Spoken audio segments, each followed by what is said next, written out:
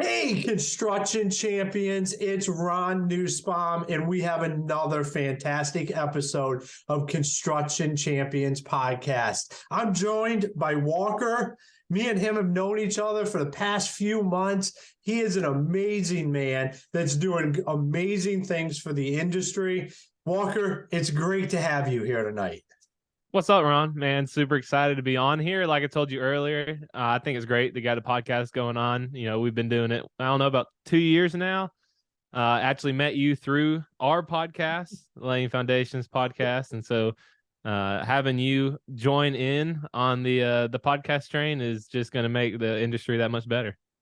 Absolutely, man. Thank you for that. After I've done just about probably about 100 guest spots before I finally decided it's just time to do it. Like, we need to do this and start bringing in the collaboration and getting everybody together. And that means a lot coming from you. You guys have an amazing platform and doing amazing things, from the podcast to the newsletter and everything you guys are doing. But instead of me talking you up, Walker, how about you tell everybody out there, all the construction champions that are listening, why don't you tell them a little bit about yourself?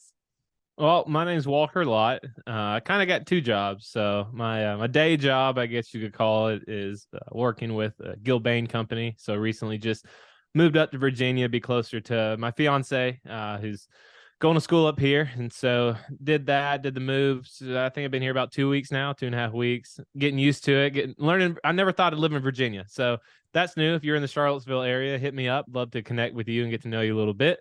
And my other job is the Laying Foundations podcast, or Laying Foundations. We've just done that. So podcast has become one of the many avenues that we use with that. And so through that, you know, we've been able to do a lot, connect with people like you, which has been awesome. But our mission is to equip the next generation of builders. And we do that by bringing people like you and many others on the show that who are true leaders in their field, who love the industry, who love what they do, and who want to make an impact, you know, an eternal impact in people's lives. One of those being through construction and helping people grow. You know, we love people and we love students, and we kind of aim for the 0 experience to 5-year experience range. My co-host Davis Hambrick and I are still fairly new to the construction industry, and we have a ton to learn. And so we like to excel our knowledge by connecting with people such as yourself, who have been doing it a lot longer than we have, who know a lot more than we do. And we feel like by connecting with, by listening, learning, leading with questions, we're able to further expand that knowledge that we can help apply to other people so that they can excel their knowledge quicker as well. Yeah, you guys have an absolutely amazing mission. And I remember the first time I ever talked to you, it ended up, you had ran over your phone that day. Oh, yeah.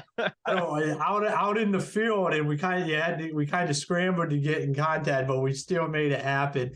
And then we had an amazing conversation. And what you're doing in the university is just to spread the word and get people on the right track. You know, it's not necessarily about the time you spent in grade when you have a mission to go out and make stuff better. Like you truly do enact that, take action and move forward, and then we'll kind of figure out the details along the way.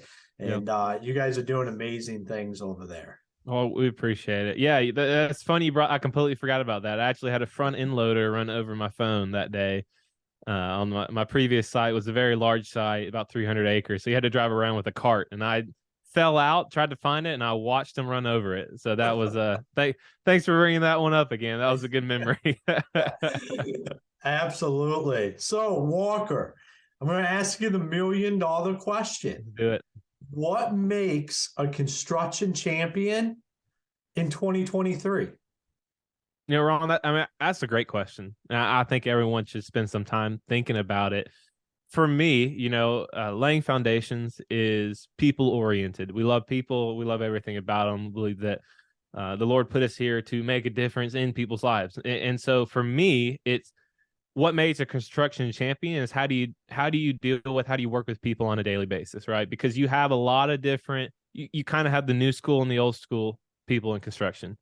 And not that one of them's better than the other one, but one school of thought is I'm just going to hammer my trades. I'm going to yell at them. I'm going to make them do what I want. I'm going to get it just by being a hammer and a nail, right? And the other side of it is I'm a partner with them. I'm going to work with them.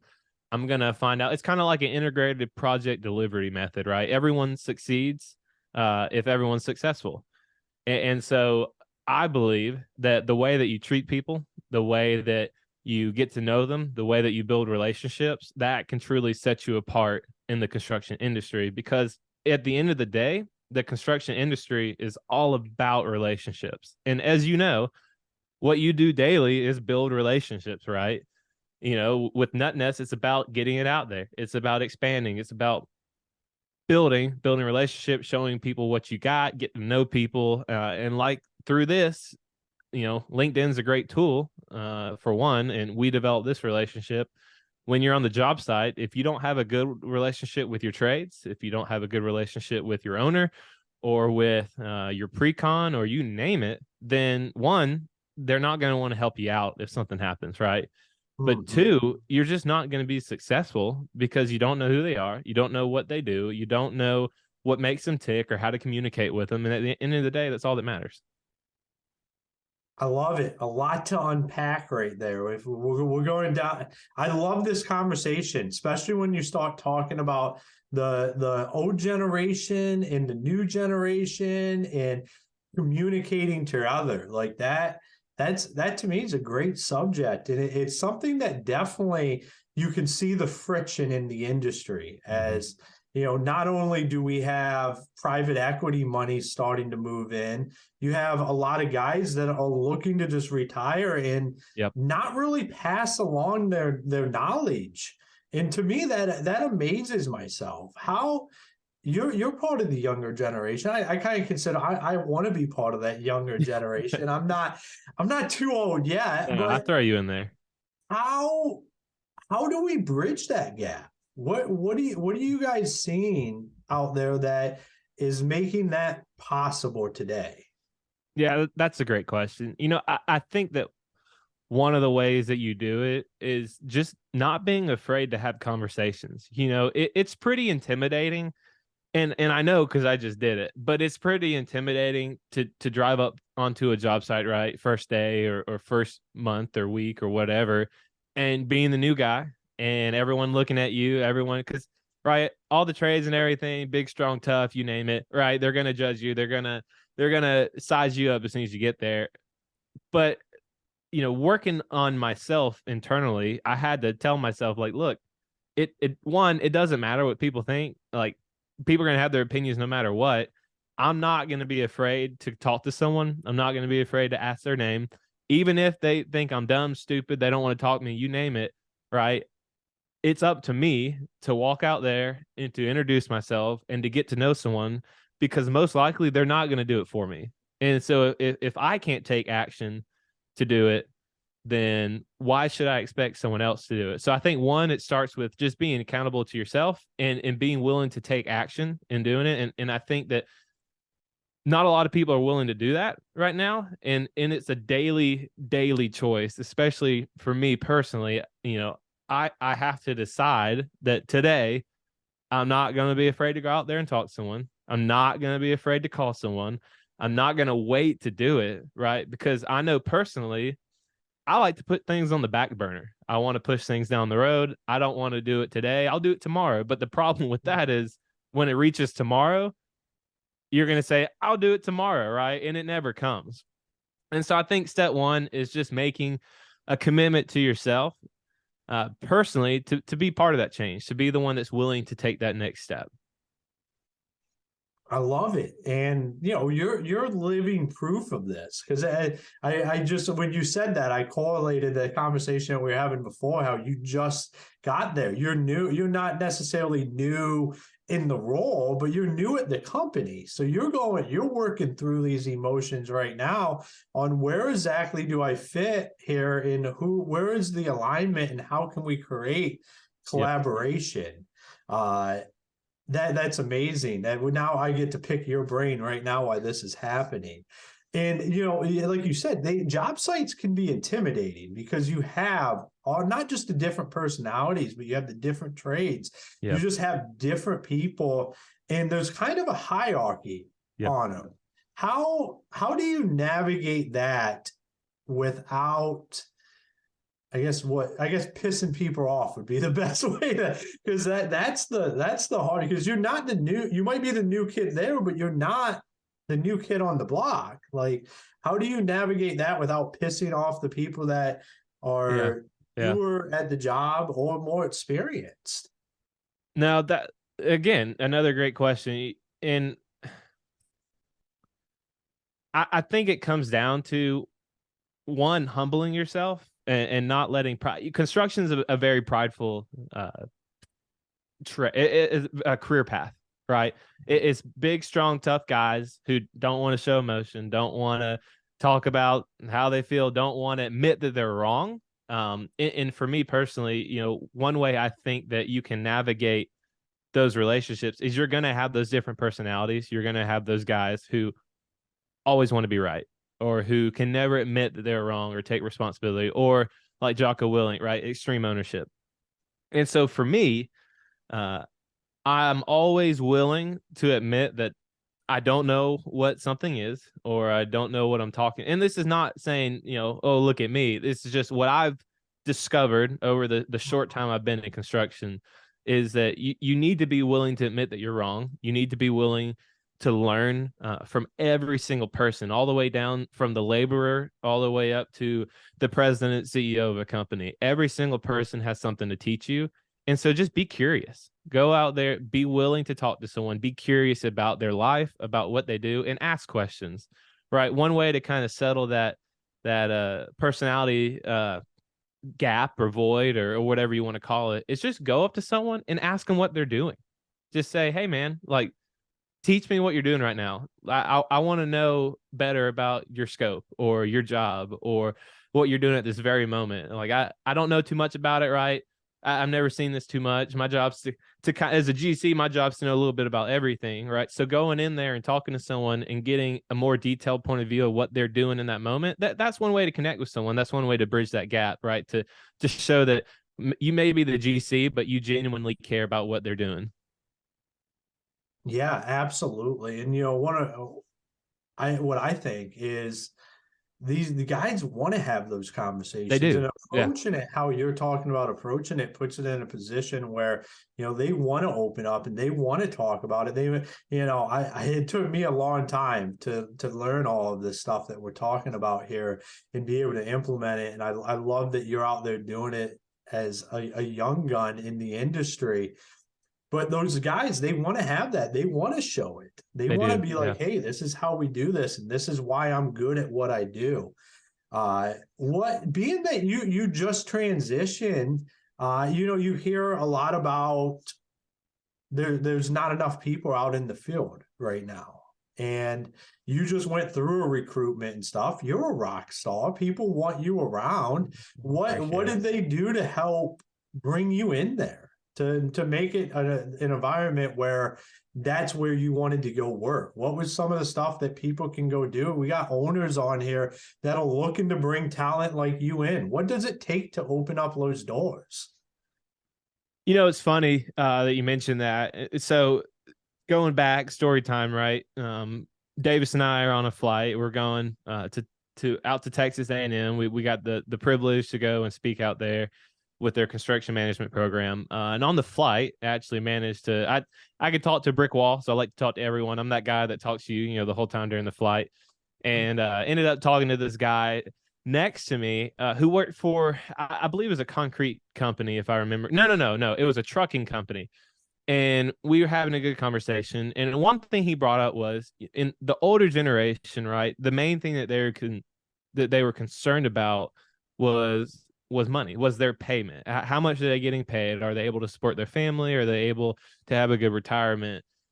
That is still true today, but one thing that he said that really stuck with me was, he does a lot of hiring, and so he was saying that the younger generation, yes, they're concerned about their paycheck, they're concerned about what they get paid, but what they're really concerned about is their time. Their time is more valuable to them today than it was for the older generation, right? Because the older generation, they'd work 12, 14, 15, 16 hours, and they do it for a very long time.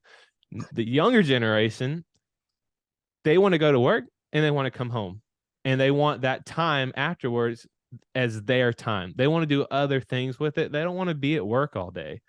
And so for owners in the industry, whether you like it or not, I believe that the times are changing. There's no more, work till you're dead sort of mentality, especially for the younger generation, because everything's transitioned to online, right? A lot of people can work from home if they want. They don't have to go into work, get there at 5:30, 6 o'clock in the morning, leave at 6 o'clock, 7 o'clock at night, and do it for an extended period of time.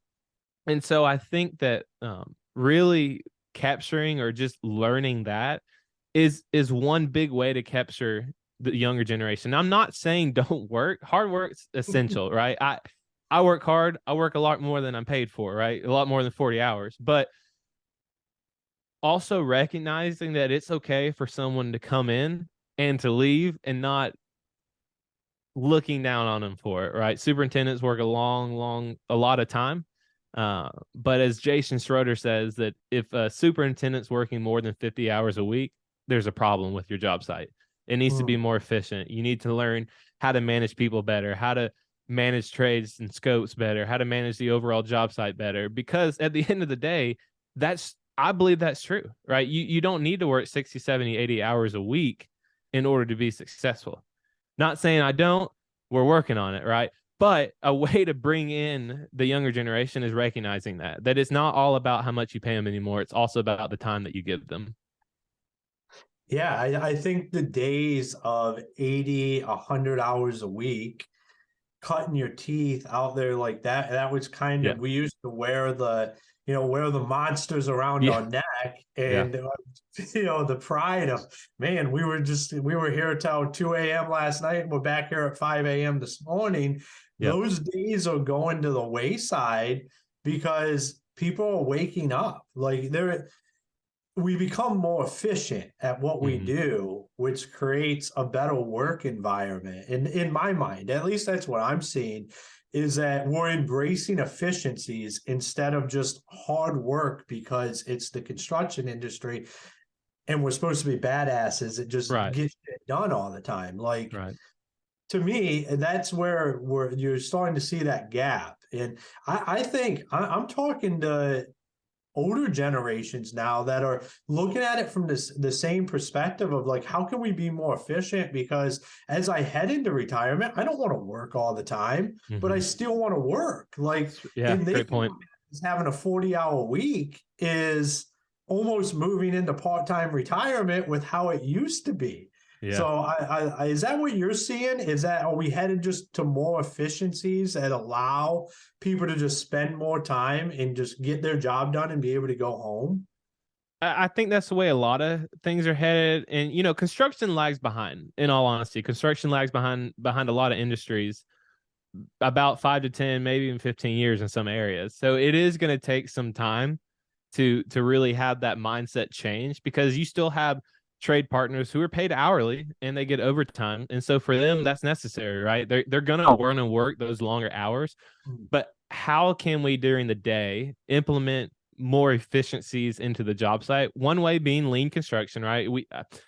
Davis and I know a ton of lean practitioners who do a very good. I actually had lunch with a guy today who is implementing lean into his company, and he said it's unbelievable the changes that it has in his company, because people have gone all in with it. You can't do something half and half, right? So you need to find ways within your company to create efficiencies that help people overall.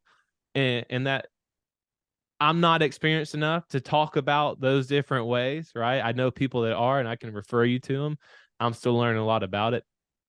But with speaking to professionals who have done it a lot longer than me, lean construction is one good way to do it. There's also others. So I think that trying to cut out the trash, trying to cut out the fat in these jobs, in maybe you work in concrete, maybe you work in finishes or flooring or roofing, you name it, right? There's a lot of things that they do that lead to wasted time during the day, that if you cut those out, then you can improve that worker's life overall. You can improve their time overall. At the end of the day, at the end of the week, you get to give them more time with their family.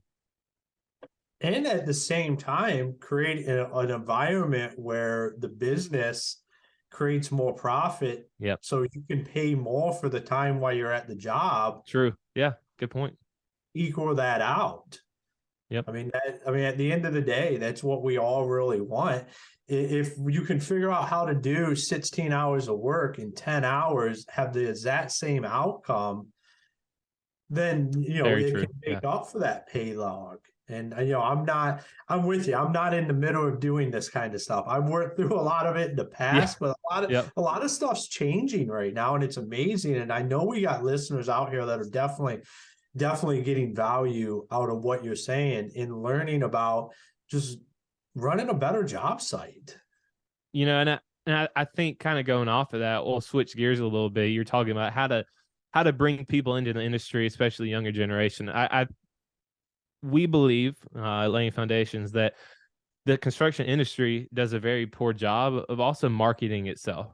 We kind of rely on other people to market the industry, which means that they can kind of set whatever tone they want to for it, right? Because now the way that the construction industry has gone recently is, oh, that dirty construction worker. Oh, you don't want to end up digging. You need to go to college. You want to end up digging a ditch somewhere, right? Or you don't want to end up doing that. Well, the crazy thing about the construction industry that not a lot of people know, because we ourselves have not done a good job of marketing it, is that you could start out and do an electricity and making more than a college graduate who just spent 4 years in college and got over $100,000 in debt. You can go to the trades. You can make more per year starting out than they do after 4 years of schooling, getting out into it with debt, and you have no debt as a trade, right? And so that's very appealing to a lot of people. But one, not a lot of people might know that's an option, or two, they've been so trained or ingrained, right, by the marketing, if you call it the marketing construction, that they don't want to do that because they don't want to be in a ditch, or they don't want to be a laborer, or they don't want to have to do, you name it, right? And it's up to us as each company, as part of the construction industry overall, to do a better job at promoting construction, at what it actually is, because there's so many jobs within the construction industry. I mean, a ton in every industry, right? You have law, you have lawyers, you have pre-con, you have electrical, you have project managers, you do have laborers, but the laborers are able to work themselves up into higher position, into superintendent positions, into foreman positions. I mean, it's unbelievable the amount of success job wise that you can have in the construction industry if you truly learn all the different avenues and you put in the time, the work, and just the willingness to learn about it. Yeah, I couldn't agree more with that. I mean, it is the pathway to get to success. And I love what you guys are doing out with that mission and that message. I just had a great conversation about how we don't do a good enough job in the construction industry of recruiting veterans who Yeah, are yeah, they're great point. getting out the military to construction. That's the path I went, and I feel like there's so many correlations. It gives that structure, that order of what people experience in the military outside of that, and it gives them a way to continue to progress through their career. Yeah, And I don't yeah. think we do a good enough job of delivering that message. And there's a workforce waiting as they get out and move on. And you guys, yeah, I truly, what you guys do is absolutely awesome. I love that you're out there educating people. The future of construction is in great hands with you guys out there doing what you do, because that's what this is really about. I mean, this is about having these open conversations right now that bust down the barriers, that change the industry Yeah. 5, 10, 15 years from now.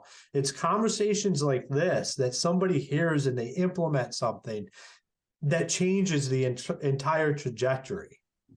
Mm-hmm. No, and I couldn't agree more. It's going to take not just you and me, but multiple people to go out there and be willing to just have hard conversations, get to know people. expose people to the actual industry of construction. Because I'll tell you, I mean, some of the people I've met in construction have been the best people I've ever met in my life, and the worst, right? But that's the same about every industry. So how can we make it better, make the people in there better, better, better, right? And eliminate or help grow the people there who might be negative or who are having a struggle with mental health, right? There's a big mental health problem in construction industry. So laying foundations is dedicated every month to start talking about it, to help grow people in it, to help provide resources to help people with it. Because like we talked about earlier, there's that old adage of you got to work, work, work till you die. And that is killing people. People are losing their minds to it and having a hard time mental health wise in it. And I used to not talk about it a lot, but I've seen suicides, that I've worked with people who have committed suicide in the construction industry. And it is a sad thing. It is a terrible thing. So how can we help eliminate it? How can we help make the industry better overall? And it's going to take a lot of people, a lot of voices, and some time to do so. Absolutely. And I think that's a whole episode in Yeah, itself for sure. of For going sure. down. I mean, because we do not do a good job of helping the ones that are lagging behind. We're Yeah. really an industry of like superstars, performers, and if you're on that bottom tier, it's a rough road to go. Yeah. We're not well equipped to help people move through that and adapt and change and be able to grow. I'm happy. I'm seeing a lot of that starting to change. Companies are wanting to help bring people along, but we still, as an industry, have a long way to go with that. Yeah, I completely agree. And this is a great step to it, and also just talking to people. Like I said, being willing to be vulnerable, get to know someone, because the more you get to know them, the more that you can start to see differences or changes in their life. Right? It's just the same thing as your best friend. If your best friend is down in the dumps or they're acting a little bit differently, there's something up. You can go and talk to them, say, "Hey, man, like what's going on? Can I help you with anything? Like, what can I pray for you for? What can we talk about? What can we do to get you out of the slump? Because I see that there's something on your mind because you're usually not like this." And it's the same thing with any relationship. So the better you know people, the more you're able to see and respond to maybe they're down, maybe something happened in their family life. What can you do to help? Awesome. Yes, absolutely. So, Walker, as we wrap it up here today, thank you for all the amazing advice, topics, and just the knowledge that you have being out there today, right now in the industry. If anybody wanted to find you or connect with you, what's the best way for them to do that? Yeah, so LinkedIn's a great way. I'm on LinkedIn a lot. Walker Lott, Lott, and then my co-host Davis Hambrick. And then you can email us contact at laying LAYING foundations.com. And we'd love to hear from you. Love to talk to you, jump on a call, do whatever you can. Awesome. And I know that to be 100% true, just from building this relationship here. So I'll include those links in the show notes as well. Once again, Walker, it has been fantastic. Thank you for your time this evening. Man, Ron, I appreciate you inviting me, man. This was awesome. Awesome. So, hey, are you construction champions? Walker just gave you a lot of information on how to have some hard conversations that might be easy for you or they might be really, really hard. So take some time and think about, what am I doing on the job site to move the ball forward?